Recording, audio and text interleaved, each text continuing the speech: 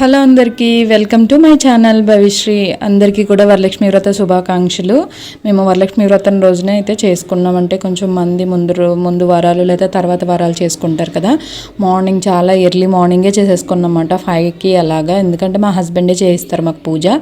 So ఆయనకి బయట పూజలు అవి ఉండడం వల్ల మీరు మార్నింగే తయారైపోతే మేము చేయించేస్తాను అని అయితే అన్నారు. సో మేము అందుకే పొద్దుటే అయితే చేసేసుకున్నాము. ఇలా పొద్దుటే చేసుకోవడం వల్ల పనులు అవుతాయి, ప్రశాంతంగా కూడా ఉంటుంది కదా. మా అమ్మ అయితే ఇంకా లేవలేదన్నమాట. సో అందుకని మేమైతే ఇంకా చేసేసుకుని తనతో కూడా తర్వాత నేను చేయించనమాట. ఇలా అయితే మొదటి వినాయక పూజతో అయితే స్టార్ట్ అయ్యింది. పొద్దుటే మా అత్తయ్య గారు చాలా ఎర్లీగా లేచారు. తర్వాత నేను కూడా లేచి మా అత్తయ్య గారు ప్రసాదాలు అవి ప్రిపేర్ చేశారన్నమాట.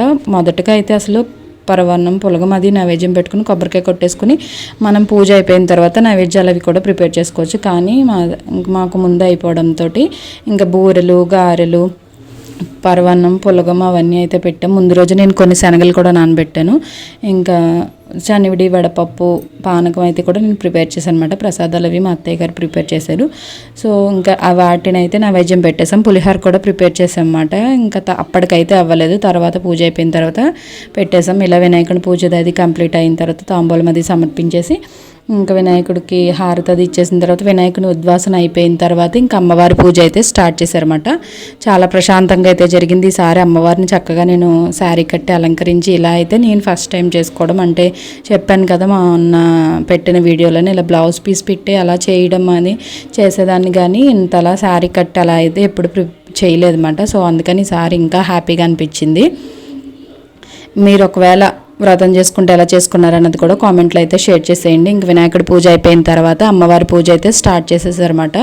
అమ్మవారికి ఇంకా పంచామృతాలతో అభిషేకం ఇవన్నీ చక్కగా అయితే చేయించేశారు. మా హస్బెండ్ చెప్పాను కదా ఈ రోజంతా ఫుల్ బిజీగా ఉంటారు. ఇప్పుడు చేయించుకోకపోతే ఆయన చేత తర్వాత మేము చేసుకోవాలి, ఎందుకు ఆయన చేత చేయించుకుందామని ఇంకా పొద్దుటే చేయించుకున్నాం. మా వారైతే పొద్దున్న నుంచి ఇంకా సాయంత్రం వరకు ఫుల్గా బిజీగా ఉండడం వల్ల మార్నింగ్ అయితే ప్రశాంతంగా అయిపోయింది. చెప్పాను కదా పంచామృతాలతో అభిషేకం అని. కొంచెం మంది ఏంటంటే ముందు వారాలు చేసుకుంటారు, ఏదైనా అడ్డంకులు ఉండడం వల్ల. లేదు అంటే వరలక్ష్మి వ్రతం రోజు వీలైతే ఆ రోజు, లేదంటే తర్వాత. మీరు కూడా ఎలా చేసుకున్నారన్నది కామెంట్ అయితే చేసేయండి. ఇంకా ఇలా అభిషేకం అయితే పూర్తయింది. నేను మొత్తం అంతా వాయిస్ ఓవర్ అయితే ఇవ్వట్లేదు, మీకు కూడా బోర్ కొడుతుంది కదా. సో మ్యూజిక్ అయితే యాడ్ చేసేస్తాను, అది కూడా చూసేయండి. ఇంకా ఇలా అయితే జరిగింది మాట. మాది పొద్దుటే ప్రశాంతంగా అయితే పూజ. అమ్మవారి విగ్రహాన్ని అయితే ఇలా పెట్టేసి ఇంకా అభిషేకం అయితే మొదలుపెట్టారు. వెనకాల నేను మామూలుగా ఒరిజినల్ వాయిస్ ఉంచేద్దాం అనుకున్నాను, కానీ డిస్టర్బెన్స్ వస్తుందని అయితే చేయలేదు అన్నమాట. ఇంక మ్యూజిక్ యాడ్ చేస్తాను, చూసేయండి.